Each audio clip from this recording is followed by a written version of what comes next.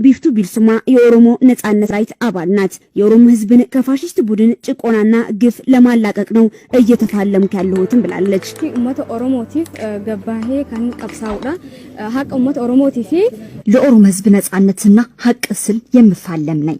ትግላችን አሁን ጀምሯል፣ አሁንም ይቀጥላል። በኦሮሞ ህዝብ ላይ ብዙ በደልና ግፍ ደርሶበታል። ይህንን ለማስወገድ ደግሞ በመታገል ነው።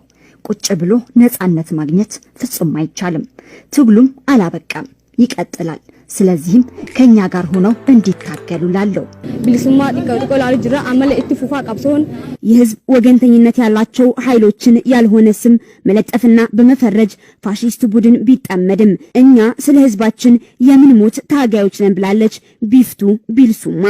ዳምሰስ ደበርስ በርባዱ ሸኔ ነመጎዴዳ እሞ ትቤለፍ ላይ አካስማ ይቻቱራል ማስተላለፍ የምፈልገው የሸኔና የትግራይ ሰራዊት በህዝብ ላይ ግፍ ያደርሳል ብለው ስም ሲያጠፉ ነበር። ግን ይህ ፍጹም ሐሰት ነው።